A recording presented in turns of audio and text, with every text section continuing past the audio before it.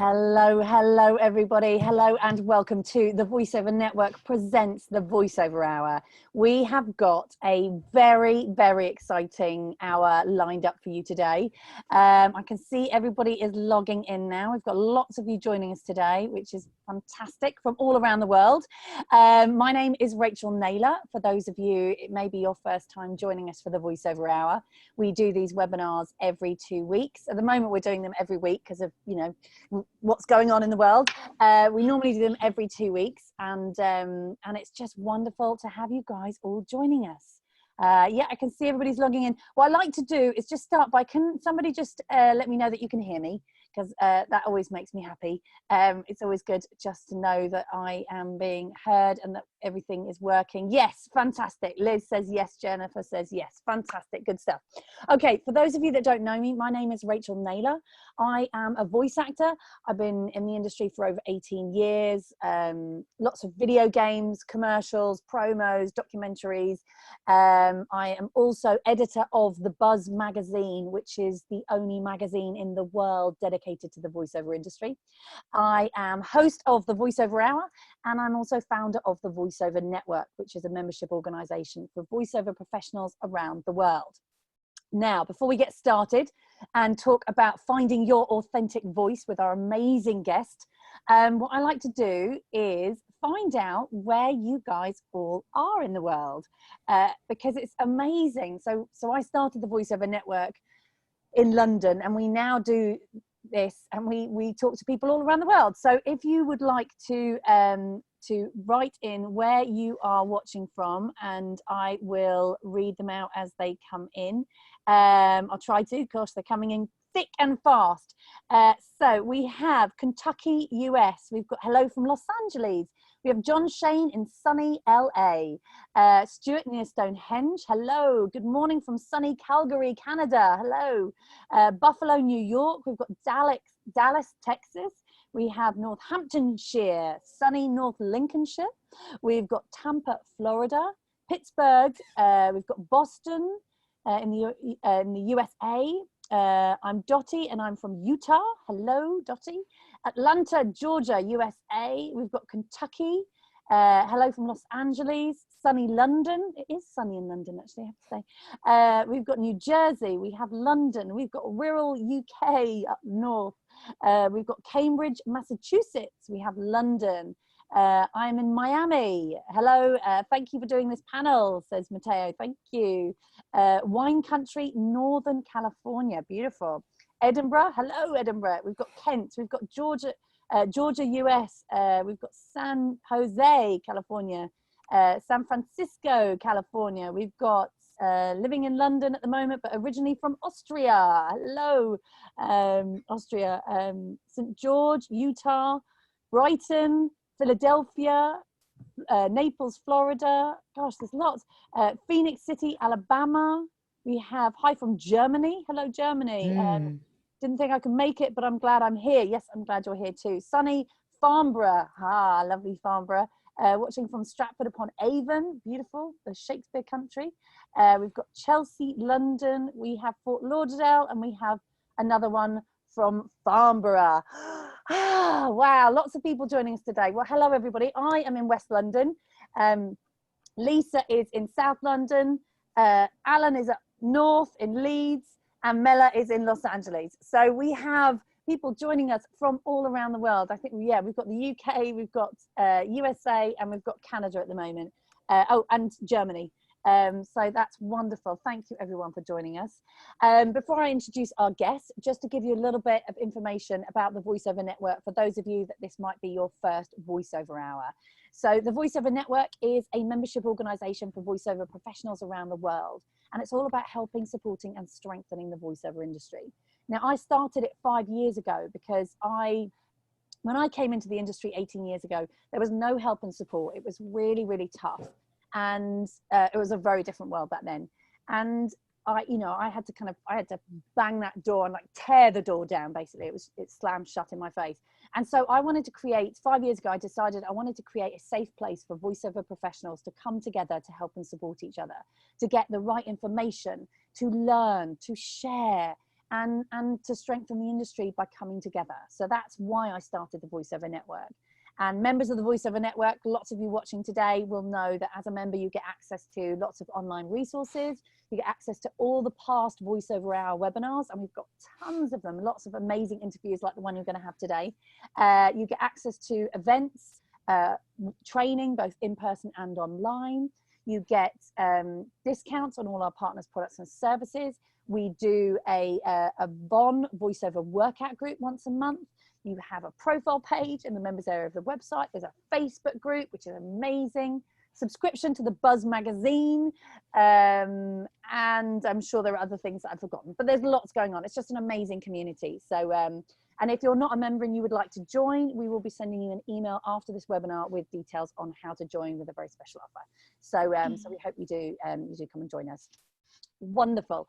Now, I love social media. Social media is very important. So please use Twitter, Instagram, Facebook, and tweet and share that with the world what you think of this webinar as we're going along. Pictures, little videos, whatever you like, and use the hashtag VON webinar, VON webinar. And we've got a very large following, so we're able to retweet and reshare. And Alan is part of our social media team, so he'll be on that. And it's great for you guys to sorry about the light, that's a bus going past reflecting the sunshine in my face. I know not many buses around at the moment, but there are a few. So yes, I do tweet and Instagram away. Wonderful. Now I'd like to introduce our team. So we have Lisa Fisicaro, who is our business operations manager. She's joining us on the webinar today. Lisa, do you want to say hey? Yeah, hey, hello, hi everyone. Welcome to this very fun hour. Very exciting. Oh, it's going to be great. And then we also have Alan Shires, who is our communications manager at the Voiceover Network. Hey everyone, hope you're excited. I know I am. Yeah, hey Alan. Now Alan will be on hand to take your questions. So please use the chat box and ask questions as we go along. There will be time at the end as well, but if you have a question, do type it in and we will try and answer it. Don't put your hands up. We're not going to bring people on live, but just type in any questions that you have. Right. Now I can introduce our amazing guest, and I'm so excited about this next hour. I hope you're all ready. I hope you've all got notepads and a pen, because there's going to be a lot of interesting things to talk about that we're going to be talking about today. So our amazing guest is Mela Lee. Hello, Mela. Hello, and I just got a message from Dottie. Hello, Dottie. I'm so excited to watch your career flourish. Wonderful. Online, and thanks for joining today. Yeah, so Mela, let me do your introduction. Mela Lee has over 500 credits in commercials, audiobooks, ADR, animation, and interactive games, with clients including Disney, Audible, Netflix, Sony, Amazon, Warner Brothers, HBO, and ER, plus many more. Mela is an American voice actress based in Los Angeles who voices characters on a number of animated series, films, television shows, and video games. She is best known as the voice of Lifeline or AJ Che in Apex Legends, and as the voice of Jade in Mortal Kombat 11. Mortal Kombat 11, sorry, not 2. 11. Welcome, Mela. Thank you for joining us. It's my pleasure. Thanks for having me. I've recently become a member of the Voiceover Network, so I'm pretty excited about all of these resources. I've got a lot of time as of late to continue my education and get connected to the voiceover world beyond what I already know. Oh, wonderful. And it's amazing having you as a member. And it's wonderful. Thank you so much for joining us today to talk about finding your authentic voice. And we met in Los Angeles last month. Can you believe it was last month at Get Your Game On, LA? A lot has changed. A lot has happened. Honestly, I tell you, a month feels like it was a year ago, doesn't it? It's kind of, it does. This last few weeks has gone. We were so young then. The carefree days, honestly, when we were allowed to go to the shops. I mean, I think I hugged you. Yeah, we were at a coffee shop talking, touched hands very closely. Nobody was washing their hands. I mean, my God, it was crazy. We were really living up. But yes, it was wonderful to meet you at Get Your Game on LA 2020, and yeah, just wonderful. Yeah, wonderful to have you on today. So Thank so you. tell us, Mela, tell us so that everyone kind of, how did you, because you've got a fascinating story about how you got into voiceovers, because you haven't, you were not always in voiceovers. You had, tell us your background, because it's an interesting story. Oh, well, I think I always loved theater and music, but I was kind of a math geek, an academic a bit. And although I love the idea of theater, I have a degree actually in theater and directing. I realized that that probably wasn't realistic. I got kind of wooed into disaster relief, which was my heart at the time.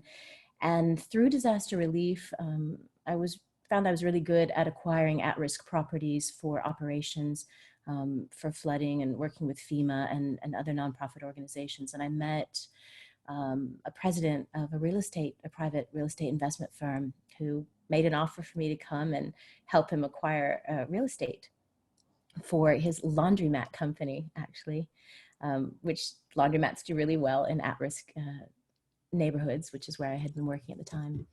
And I think I'm a bit of a gypsy, so I was really excited because it was something new, and worked as a bank analyst and a real estate investment portfolio analyst for a couple of years. But in that, I'd always been told I had a great voice and I should do voiceover. And I think at the time it was more like, you know, something that I would love to do, but it'd be like being a professional dodgeball player. Although recently Roger from Apex Legends just told me there are professional dodgeball players, so I can't say that anymore. But who knew?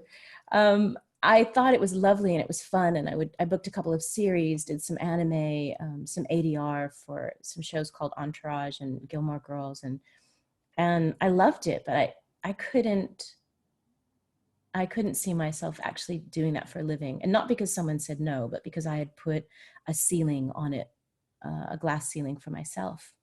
And it's funny how I find now that we tend to be our worst critics, or create limits that other people don't want to create for us.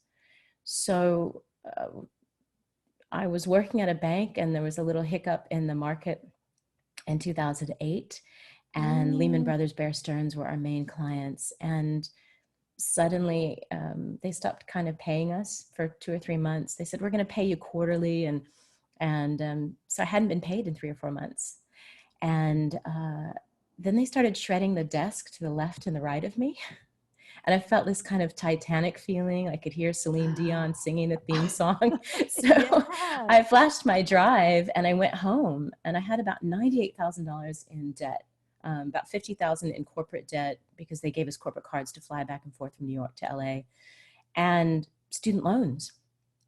And I sat on a Saturday in silence thinking, what am I going to do? And on Sunday, Joe Capoletti from Final Word Loop Group called and said, I know you're busy, but I'm doing this really terrible pilot. I was going to say the star of it, but I won't, because it didn't get picked up. But they needed people that could do help script ADR for investment banking and Wall Street terminology. And I was like, I'm free Monday. So I showed up and had some looping experience through dubbing with anime and having done looping for Gilmore Girls and Entourage. And it was great. And the director thought, this actress really does her homework. Do you do medical? So I ended up working on CSI New York and ended up doing The Good Wife. And so to me, it was fun, and it activated the creative side in me, but also the intellectual side, because we'd have to research if we were going to do certain surgeries, and I'd have to know about the 10 blade and just be able to call my mother, who's a medical professional. And it was exciting and fun, and it was a great way to pay off all the debt before I went to law school. And about 2 years into that, my first convention was Comic-Con San Diego, which was an eye-opener. And I thought, are people watching what I do? I was just so grateful for the work, and I was really broke. And when you do anime and animation, I don't know if you guys know this, but in voiceover, they have great craft service.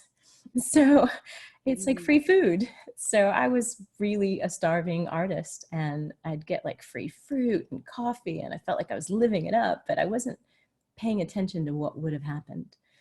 And there was a line out the door at San Diego Comic-Con, and then I started getting asked to go to London Comic-Con, Supernovas in Australia and New Zealand, and I thought, wait a minute, this is a thing. And it was so exciting and fun, and I got to meet people, and it was the first time I understood that what I did made a difference. I think we all want jobs. Like, I think whether you're an accountant or an actor, you want employment, but it's very difficult to pass that sense of probably scarcity or lack, and understand that what you do affects other people when you do it well.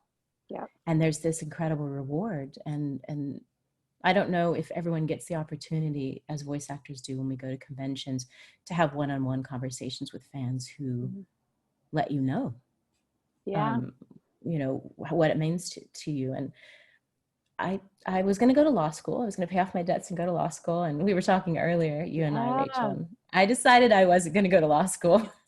And that I'd really love to do this for the rest of my life. And it's been a wonderful journey in the last, I guess now, decade, doing ADR and audiobook and commercials and narration and promo, and especially interactive games and animation. That's been my sweet spot for the last couple of years. And I just feel like I feel like Charlie in the Chocolate Factory. Like I just won the last golden ticket. And and some people are like, what's a chocolate river? But I'm like, chocolate river, this is amazing. So I'm so glad to be here.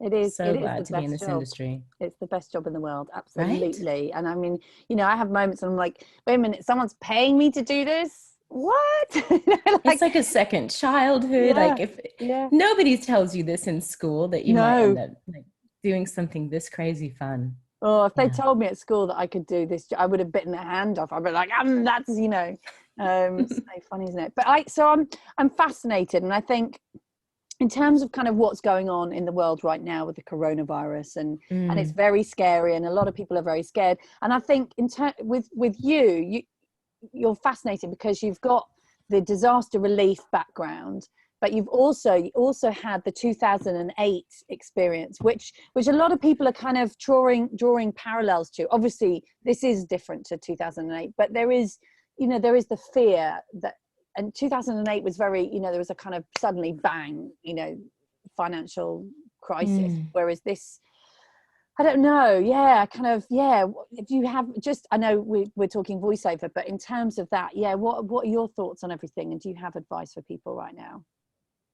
You know, I had written a book, like a manual, when we were working with Katrina survivors. And, you know, we talked about how people respond to natural disasters and catastrophic illness and victims of violent crime. These are things that just, you know, although coronavirus is something that's on people's minds, there are tragedies and natural disasters every day. And it really challenges our, we have like this wonderful dog. I don't know if you can hear him. He's just dogging. He's outside. It challenges our sense of being. And, you know, I used to tell people most people would be in credit issues, especially middle and upper middle class, in a natural disaster. And all of a sudden, all of their education, their salaries are just missing. This happened in Katrina. And the sense of self-worth was really what they struggled with most. And I used to say, once you have a sense of self-worth, you stop trying to buy one. And so I felt like the crash in 2008 really affected certain people because their sense of self-worth was external. What they could buy, what they could inject, you know, what they could offer in a financial mean. And your authentic self, really, it's none of those things. You know, going back to that Titanic theme, when I lost my job, I always talk about the lifeboat lesson. Like, who do you want in your boat? And it's people that can row, people that can inspire, people that resonate with you, people that move you, touch you, challenge you. And those are things that we should all aspire to be, and they have nothing to do with our job or how much money we have. Yeah. And those are the things we need to cultivate, not only as humans, but as artists, because that's what we have to offer. There's a tendency to have a narrative that if I had enough money, I would help the world. If I had more money, I would have a better studio at home. If I had more. But the reality is the people that inspire us the most only had what they had. And the ingredients of their incredible recipe of success was built out of lack. That's beautiful. Absolutely. And I believe that, I do believe we're going through a strange time now, but I do believe beautiful things are going to come from it, and reconnections with family. You know, I'm spending lots more time with my kids, you know, and I think we're all learning to adapt, and yeah, it's going to be really interesting to see, you know, when we come out the other side, and we will come out the other side. And but absolutely, yeah, your authentic self. So in terms of kind of bringing it back to voiceovers, because yes, we're talking about, you know, finding your authentic voice and how important that is now. And obviously, you know, the voiceover industry has changed hugely over the years. And I mean, I came into it when it was all very voiceover-y, and we talked, you know, lots of voiceovers like this, and everything was, you know, sell, you know, buy, and it was all kind of heightened and over the top and pretty fake, let's be honest. And that shifted. I think a shift happened in 2008. And I think that was a big part of what happened in advertising, was that suddenly people didn't want to be sold, and they didn't want to be talked at, and they didn't want to be told what to do, because there was a trust that was lost then.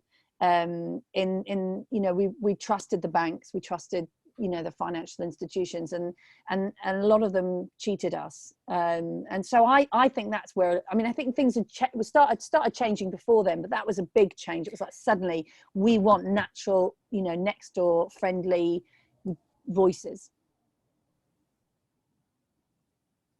Yes, absolutely. And I think that was a wonderful time for me to get in, because I didn't know better. Yeah. You know, I was being cast as teenage girls and high school girls and just people. And so I just would remember people that I'd worked with and gone to school with, and I was just playing. And it was so lovely when I had $96,000 to pay off to just go and play. And it turns out that's what they wanted. And, you know, I do have some training, but, you know, when we're kids and we go out to recess or break time, we have 15 minutes to create a compelling world.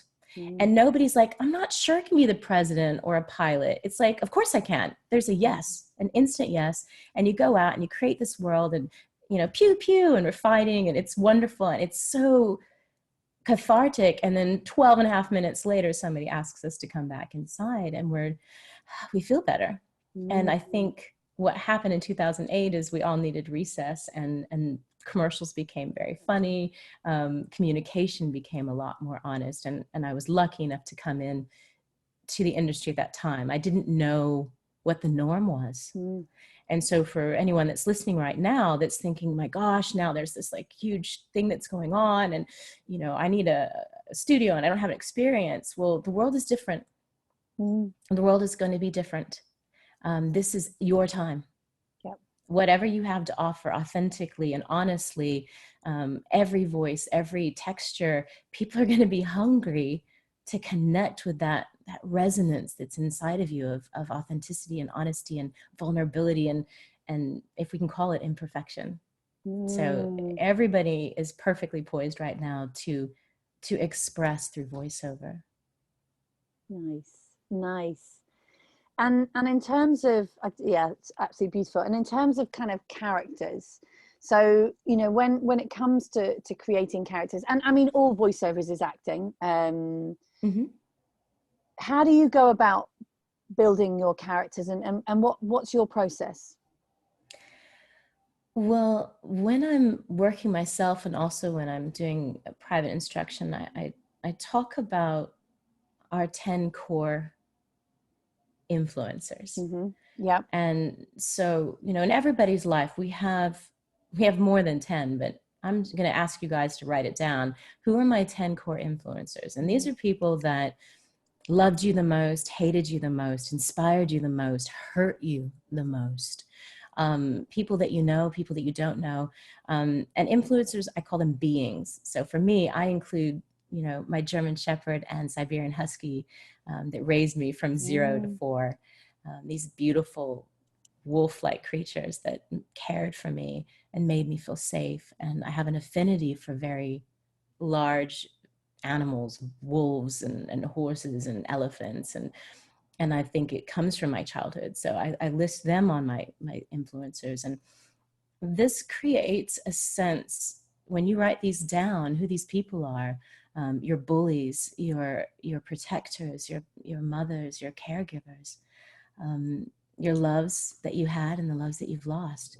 Their immediate acting comes to mind because it's so visceral, so completely innate in who you are. It's instant. And in your acting, you're either one of these characters or you are speaking to one of these characters.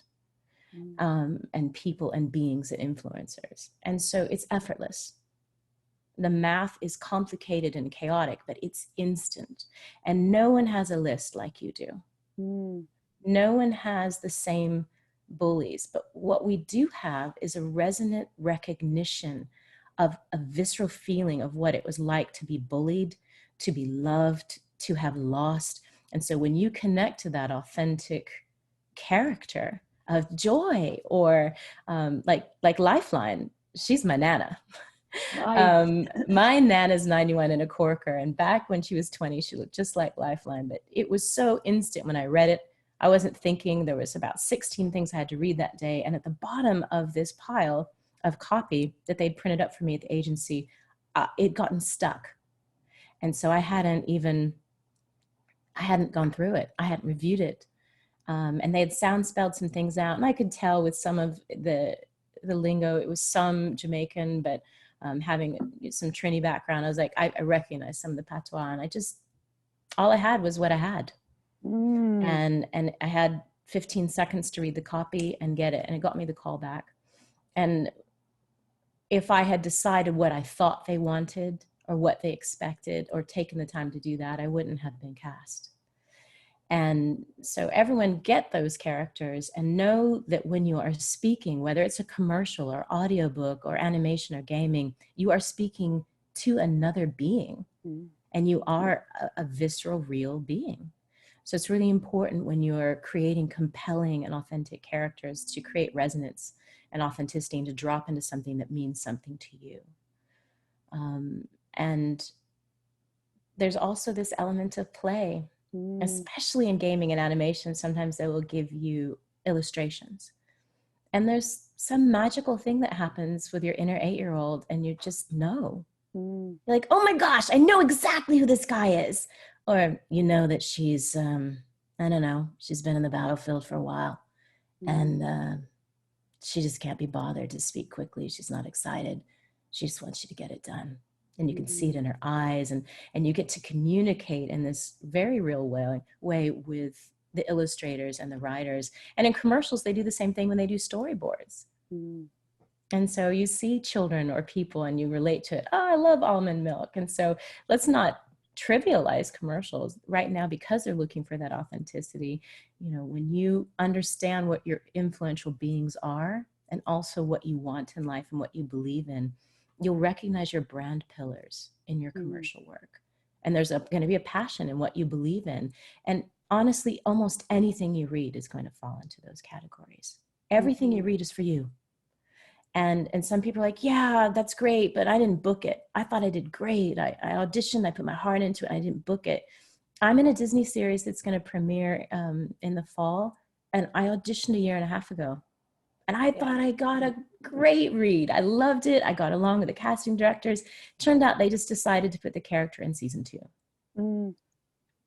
So your job is to be authentic, to drop into resonance, to connect, to be a storyteller. And it could be for the 15 minutes or the 15 seconds that you're reading.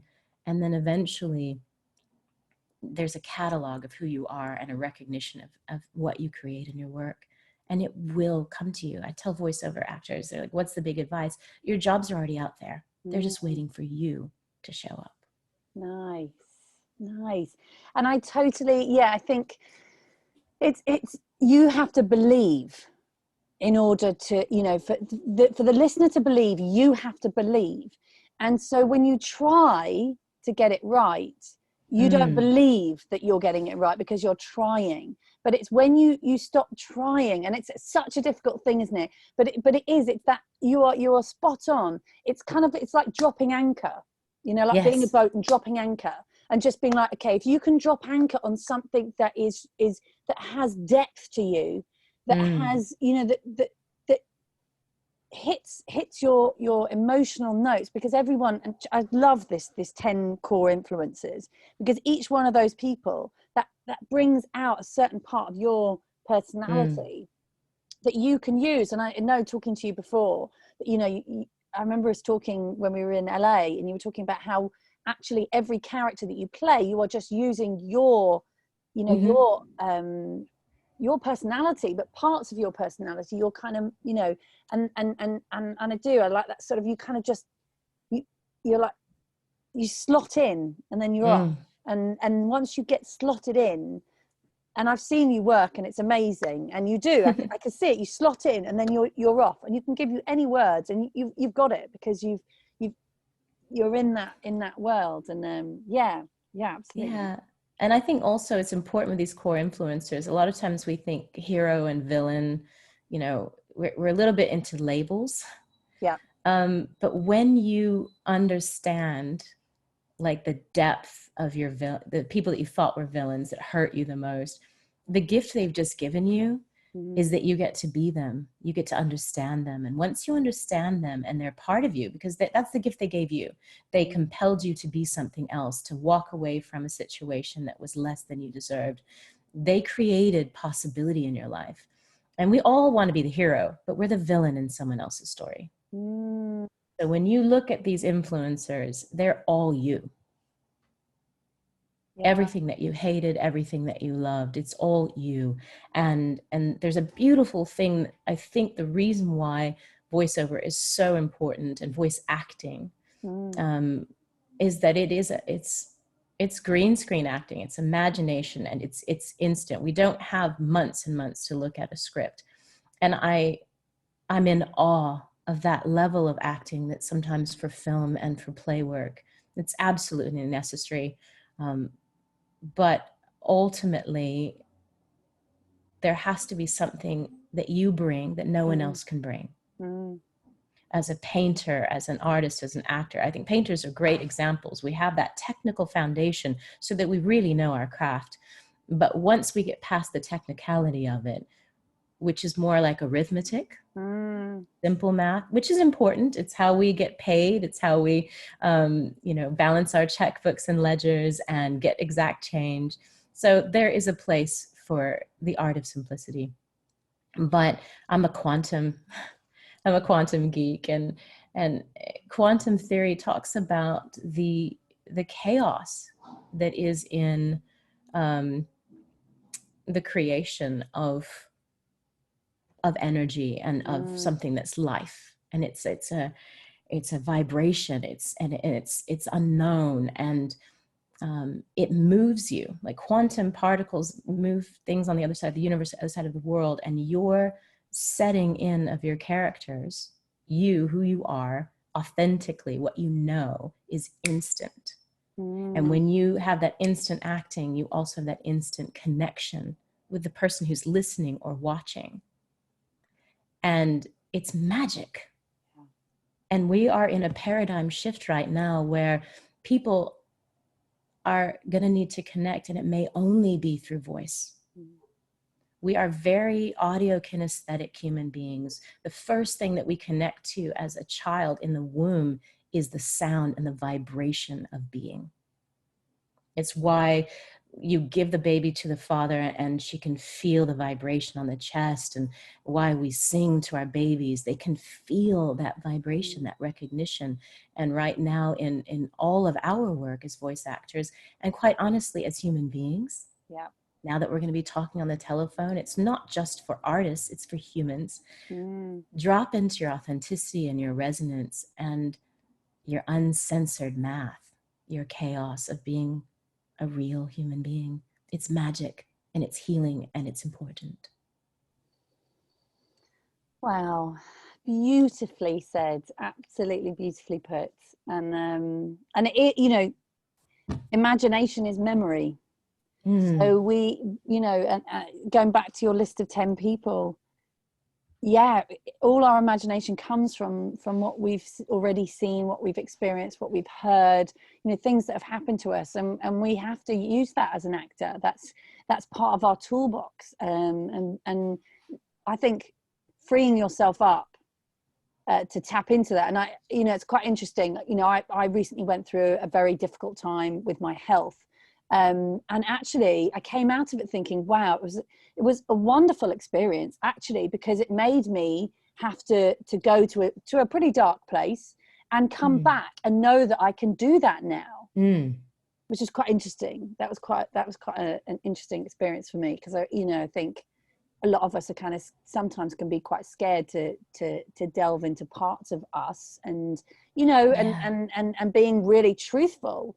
That can be scary, I think, for some people who have been pretending or trying to be something else, or trying to be something that they're not for so long, or like really thinking, okay, well, I was told I should go down this route, and then kind of having that realization that you and I connected on that. I had been in a car accident now 6 years ago in April, and I was temporarily paralyzed and I shattered several vertebrae, and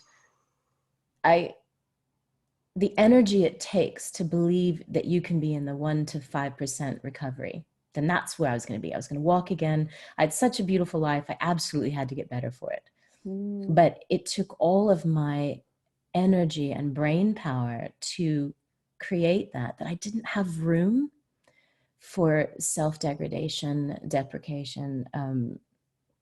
I didn't have room for self-hatred. I didn't have time to mathematically equate, you know, having come from a multicultural background, there were times where I would go to my mom's house and I'd have to be one thing, and then I'd go somewhere. I mean, there was just so many, who do I need to be for you? And this is the math Mela, this is the voiceover Mela, this is the Mela that, you know, is fine with mom, oh, I've got to be ethnic enough, and I'm too white for this and too not white for, it was just so much crazy arithmetic, simple, doesn't matter math that was in my life. And within a few months, I just didn't have time for it. yeah, I had to celebrate being able to put my pants on by myself. And I laughed a lot more at everything. And I took time on menus, because now it wasn't just about salads. I thought, flick it, you know, I can have whatever I want. But now I had like 17 pages of menu when it wasn't just salads. And it was this awakening of self that comes from hardship. And I see the joy and the zest in you, Rachel. I'll pretend no one else is here and we can just have a conversation for a second. It's absolutely inspiring. And it reminds me that one of the things we have to do when we've gone through hardship is redefine possible. And I see that in you. And before we even had more deep conversations, in your expression, in your excellence of doing this network, it's like instantly resonated with me. And it's just like, oh, I have somebody that inspires me. And like, I'm getting chills thinking about it. It's wonderful to be in the presence of someone that is redefining possible and has pushed forward. And everybody on this webcast has that ability on a local and a global level to do that. And it's so important for you to pursue your dreams and to take what you have and create something impossible by redefining possible, because there are, hey, coronavirus, thank you for reminding us of the math. There are people all around you, and then you affect the people that they're around. And we redefine possible as a human race just by you believing in yourself and dropping into that authenticity. Definitely. Oh, how beautiful. How beautiful. You are absolutely right. And thank you for your kind words. And it is, everybody who's watching this, every single one of you has a beautiful voice and has an incredible story to tell. And it's your job to tell it, and it's your job to use your life experiences, everything that's ever happened in your life. You are using that every time you read a script. And I talk about the fact that, you know, no two people will pick up a piece of copy and read it the same, ever. It will never ever happen, because we all bring different nuances and different, and because we're bringing our personality into it. And you know, into every voiceover job we ever do, we are not just being hired for the sound of our voice, that we're being hired for how we interpret the script and how we communicate. And every one of us communicates differently because of the influences of our parents, our, you know, people who've brought us up, you know, what's happened at school, the good times, the bad times, the ugly times. All of that has affected the way that we speak and our personalities. And I think every single one of you watching this, you've got lots to give to the world. And I think that's a beautiful message for everyone to take away from this webinar. If there's anything you can take away, know that you have a beautiful story to tell, and a beautiful voice. Oh man, we could go on. I tell you, it's going to be like we could just go on all day talking, and it's lovely hearing your beautiful stories, Mela. So, have we got a couple of questions, Alan? We do, I'm sure yeah, we've got some questions coming in, So, and then I've got an announcement to make, everyone. So, stick with us. So we've got a couple of questions, Mela, for the 10 influencers. So the first one is coming from Anthony, who's asking, can these people be public figures, film stars, people that they would, you know, channel in the playground or in the escape world? Absolutely. Absolutely. Guys, it's not easy math. There's no rules. Yeah. There's the first thing about your top 10 influencers. You're the boss. You're the king. You know who's influenced you. You know, for some people religiously, it's their, you know, it's like, for me, it's like I happen to follow the Christian faith, but it can be someone that's influenced your faith, you know, and it could be a pastor. There was a beautiful priest, Episcopalian priest. My mom, kind of a brilliant medical professional, but it took a minute to get the mom thing right. And she would forget about me a lot. So I used to love to go to church, and she would just drop me off. And now I realize, like 4, 5, 6 years old, being at churches is probably unusual by yourself. And she'd forget to pick me up. And there was a priest, and he would stay with me. And I constantly throughout my life, you know, would have these people that would stay with me. And, you know, I maybe only knew them for 6 months, but they had this profound effect on me. I remember I used to get an allowance and go to these like grass markets or yard sales and find vinyls. And then I realized I couldn't play them. So I had to find a record player, like phonograph. And one of the things I got was a Helen Merrill, Quincy Jones, one of his first things in 1951. They had like a snowstorm and they got snowed in, and he decided to make this 8-track, not 8-track like thing, but there were 8 songs on the vinyl with Helen Merrill, and they were live. And it's cold, and you can just hear her, you know, she's like, hush now, don't explain, you are my joy and pain. And I know Billie Holiday had made that famous, but I was 7. I didn't know who Billie Holiday was at the time. But here is Quincy Jones and Helen Merrill. I could feel them in this 1951, you know, like apartment, and they were tracking it, and there was like a scratch to her voice, and it was profoundly influential for me because it was beautifully imperfect, and I felt not alone, and I could feel her in the room with me. And I've never met Helen Merrill, but she's definitely a part of me, and I have an original vinyl up on my shelf to remind me of.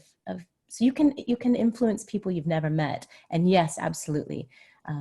People on your list can be people that are alive or dead, that you have met or haven't. They could be part of games. You know, some of the things we create in our imaginary world are very real for people in how they affect them. Wow. And the next question is from Connor, who is asking, can the influences change? And I think also a question to accompany that is it just limited to 10? Hi, Connor. It is not limited to 10, but you need to start with something. So I always give it 10. If it's 5, I feel like we didn't go too deep, because sometimes when people do exercises, they'll be like, my mom, my brother, Jesus, and really let's get into. For me, it was Dottie and Greta Sassenfeld, who she was I had to get into that.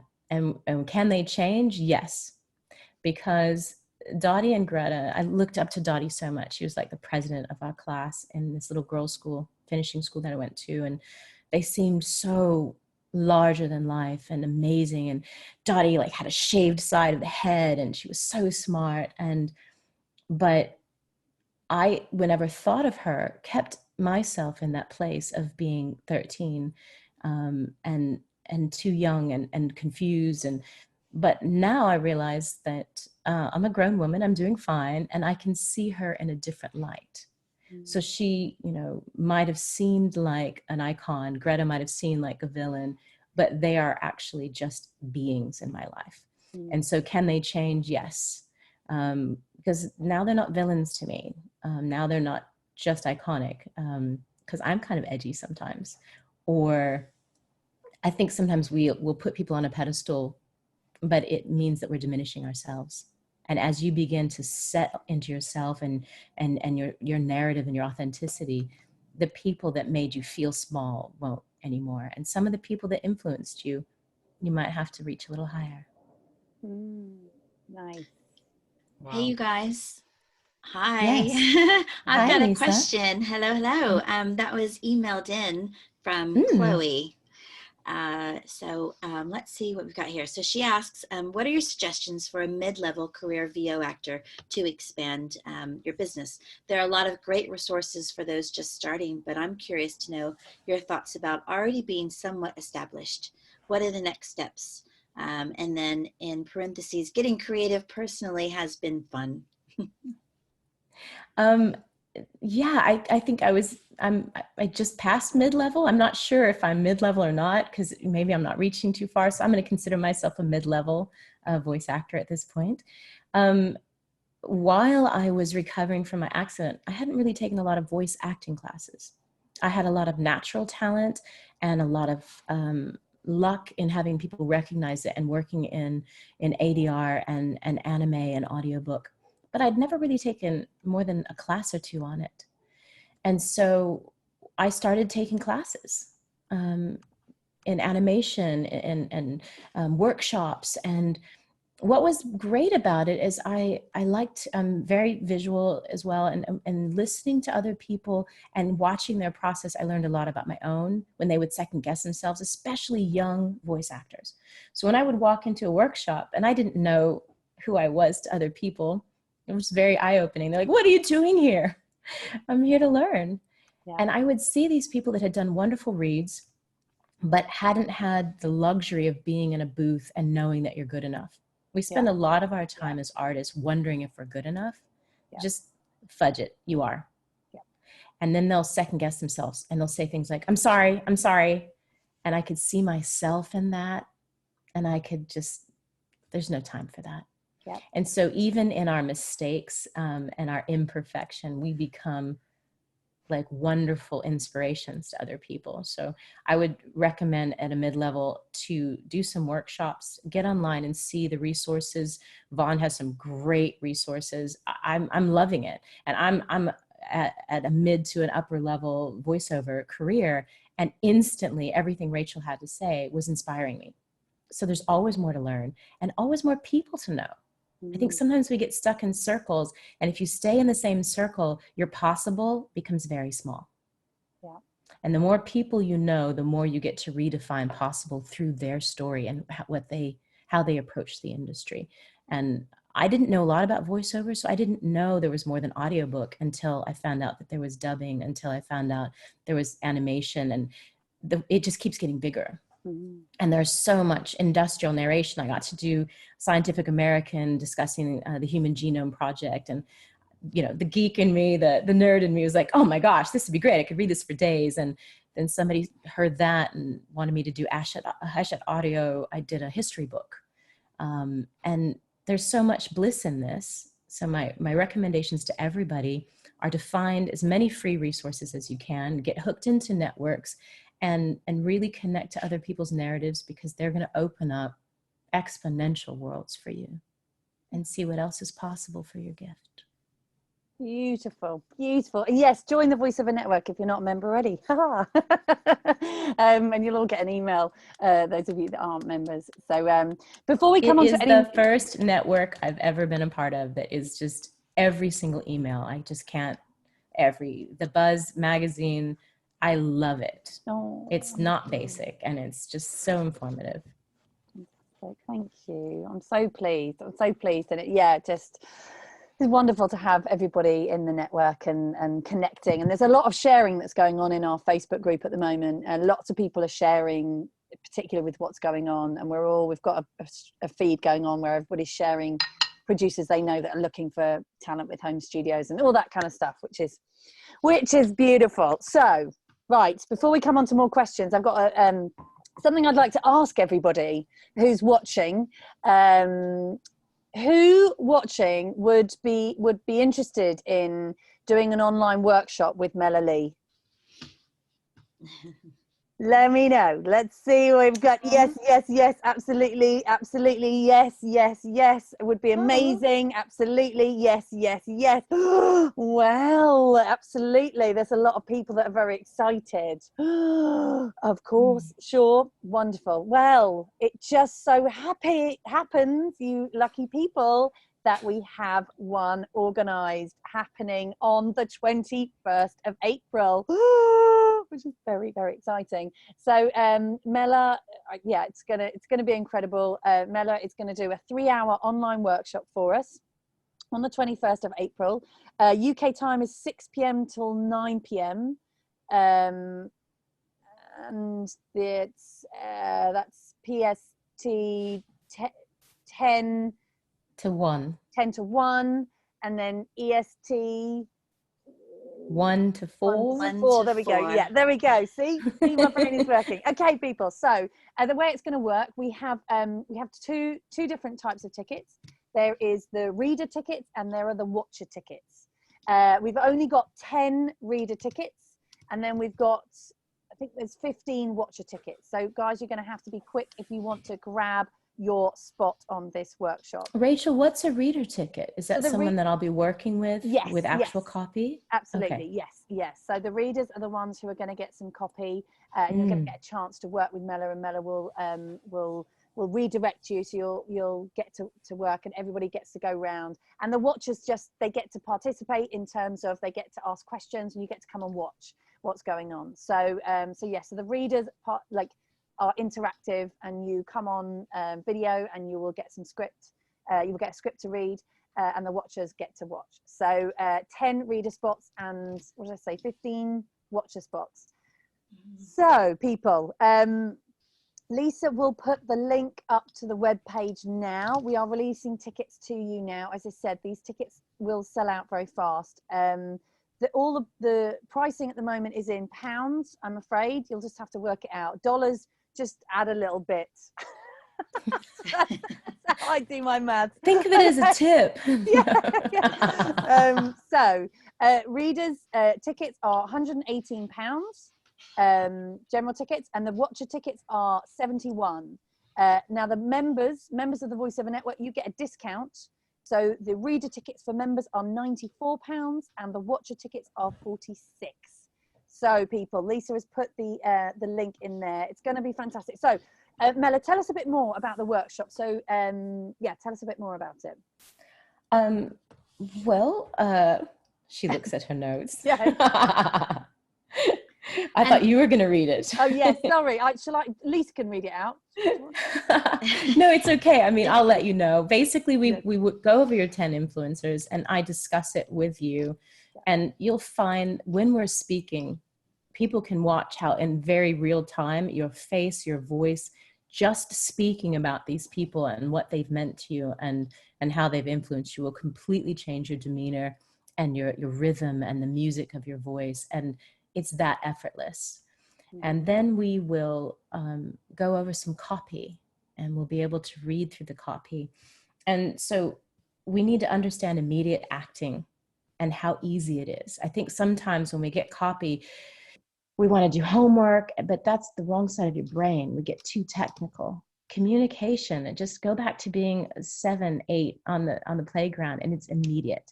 It's supposed to be like we put on a play. The word play is our biggest clue.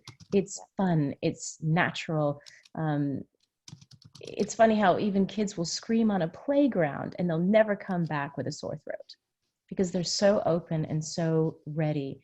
So we'll even talk about some techniques to protect your voice if you are doing gaming and animation. And not just that, because sometimes people will affect something. They want a promo voice, and so they try to do something. We really want to open up those vocal cords and make sure that your instrument is being well taken care of, because you're going to work a lot more once you get into the industry more. People don't think about the sustainability of your craft, and that's going to be important. So we'll do exercises that can help you constantly connect to your core. And basically also the brand pillars of who you are and the laws of attraction, so that when you know your influencers and how that narrative is so special, how you've dropped into your authenticity, how there's a resonance about it, you'll begin to attract the copy that you want. Sometimes people ask me questions at conventions. Well, what if I don't really want to do pharmaceutical? Well, then you're not going to get it. You get to decide and imagine and do the research what you want to do in this field. That's why it's so important to continue education and find out what's out there. And then you get to attract what is right for your narrative, your character, and your authentic voice. That's what's going to come to you. So we can learn how to get rid of the dribble and really focus on the things that are your bliss and are your center of who you are. Absolutely. And I love it about characters. It's almost like these characters, you invite them into your world, and they, that's a bit woo-woo, but it's true.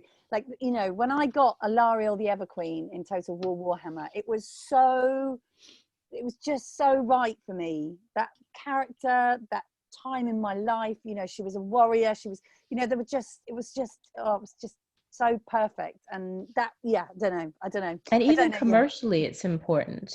For me, I'm a little bit more refined in my speaking. For certain characters now, I'm good at, dialects and music of different characters, but my authentic voice is not from Middle America, Iowa. I don't sound like, I'm from the North in England. Some of those things that we have a tendency to be like, well, if I could get less of that in my voice, commercially is a no. Commercially, you want to be as authentic as you possibly can be. Because even if I can do an imitation of that, and I 10 years ago, I did several commercials where I wasn't being my authentic self.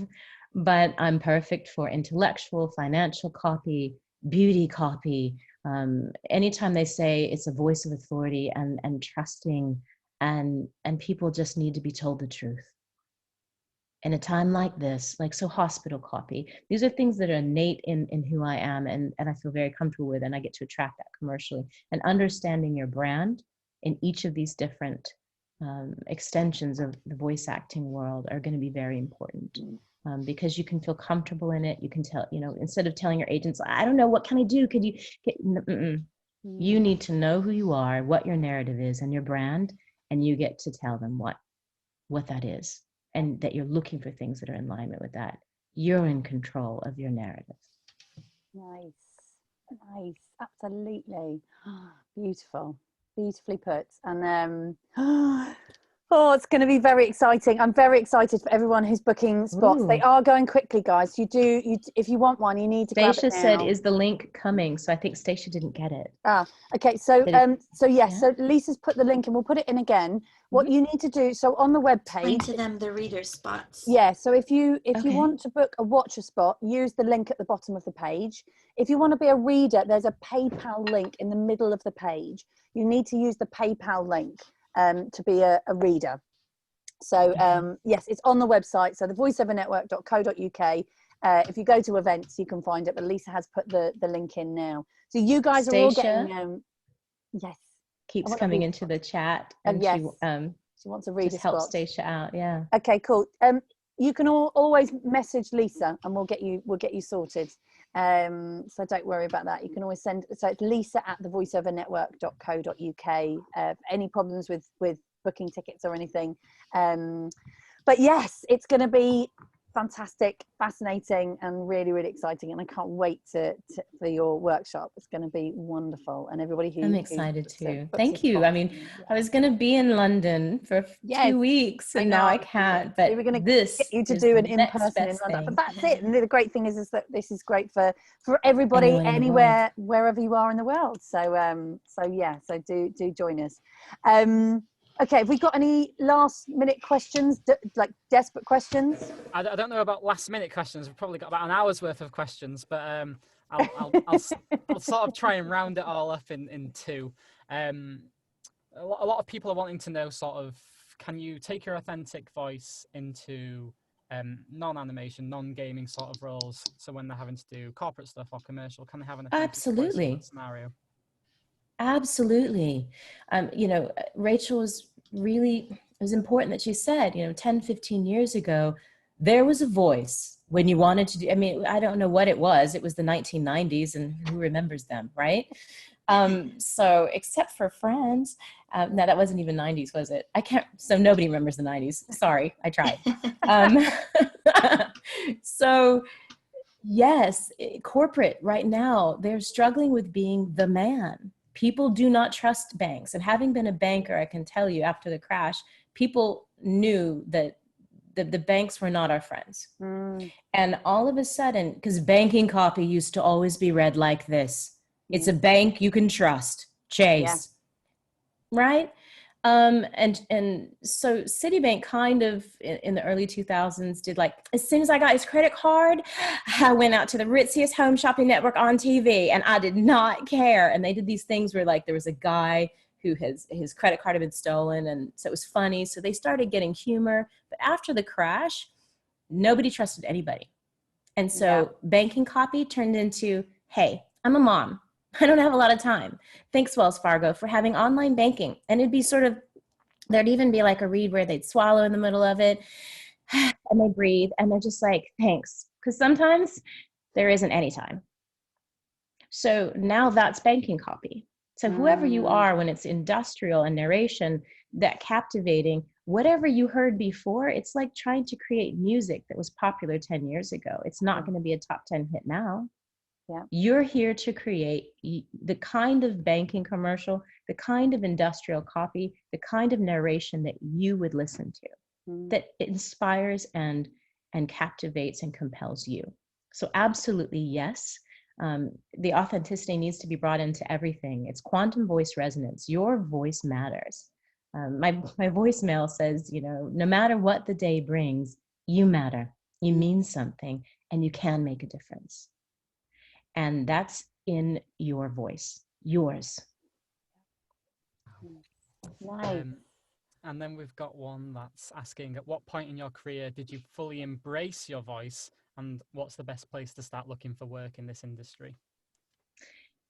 It was after my accident, and about 4 years ago, I stopped apologizing for being not enough of one thing or the other. We touched on earlier, my mom is English, and my father has got a multicultural background, and there's a tendency, or there used to be, that you needed to be all of one thing. So I wasn't enough, Pacific Islander. I wasn't enough Creole. I was kind of, where do I fit into this diversity? And I'll put it in quotes, because it was like an 8 Crayola box, an 8 color Crayola box. And if you weren't the brown, yellow, white, crayon, then what do we do with you? And I lived all over the world, and I love math.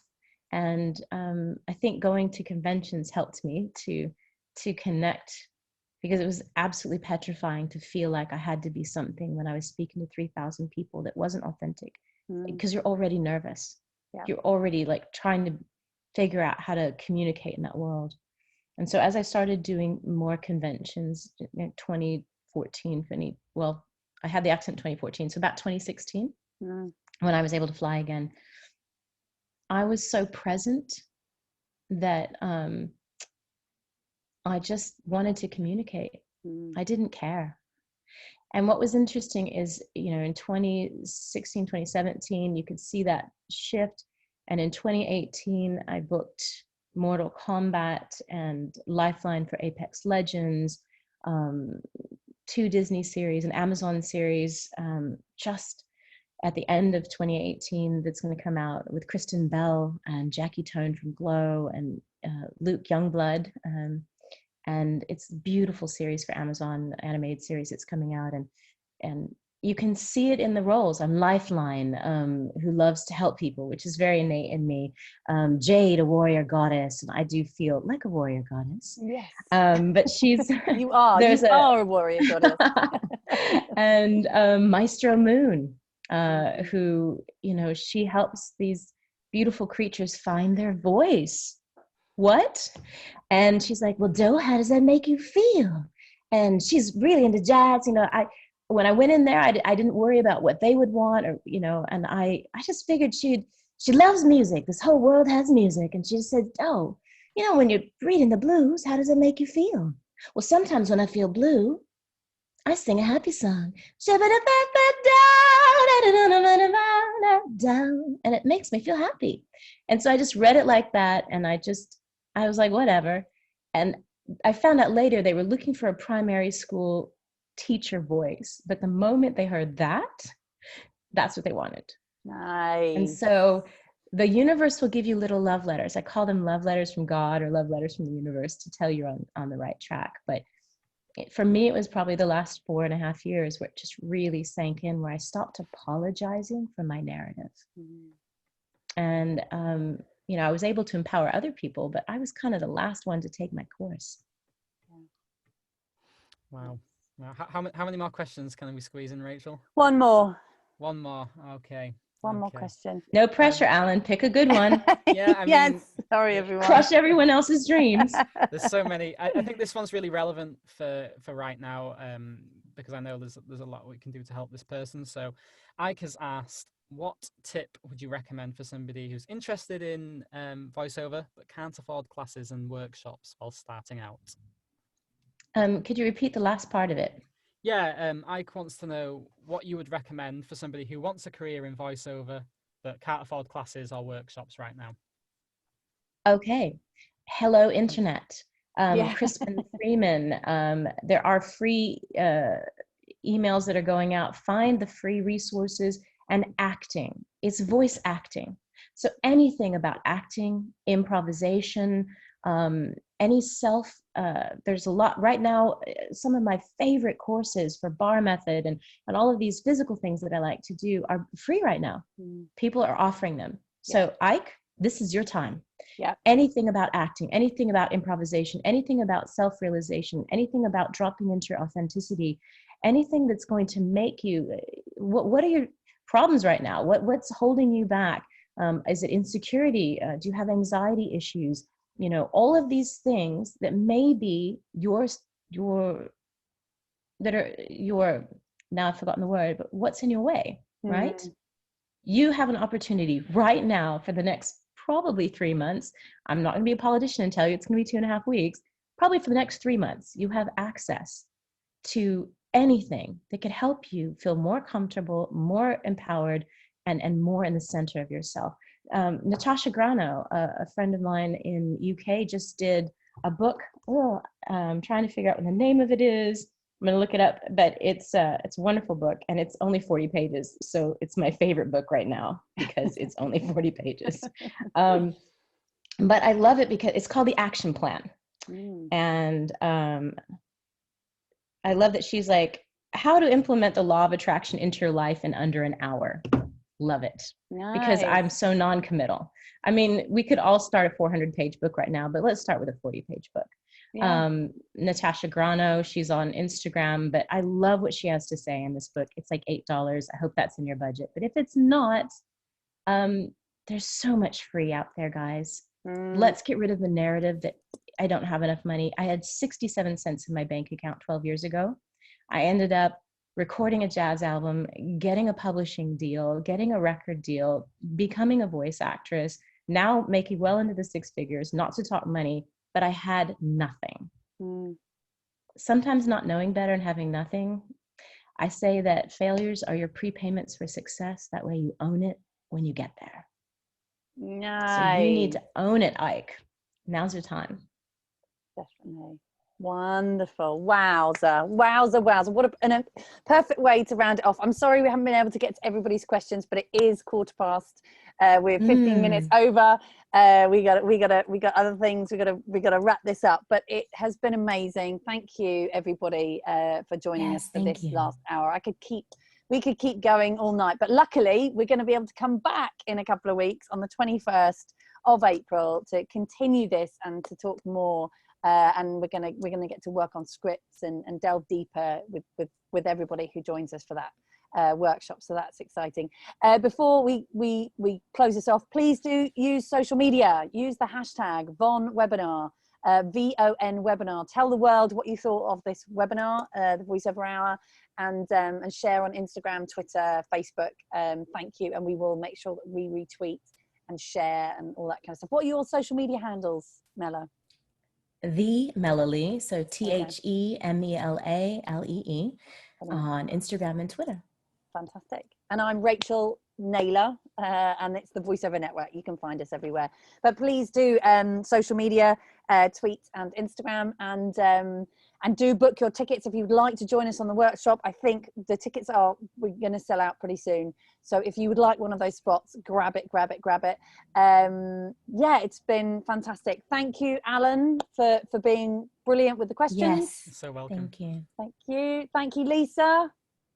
Thank you. Thank you for joining us. And great. You matter, you mean something, and you can make a difference. We'll see you next time. Yeah, thank you everybody for joining us. It's been a wonderful hour, and anyone who's not a member, you'll get an email from us with details on how to join. We would love you to come and join the Voiceover Network and get access to webinars, lots more webinars like this and loads of other stuff. And last but not least, Mela, you are incredible, beautiful, wonderful human being. Thank you so much. I'm so honored to be here. Thank you for making this happen. Wonderful. Well, take care, everybody. Take care. Stay safe. Stay isolating if you're supposed to be isolating, and keep washing your hands and keep smiling and keep filling your world with positivity, with laughter, and we will get through this. Sending you all lots of love, and we'll see you again on another Voiceover Hour very soon. Take care, everyone. Goodbye. Bye, guys.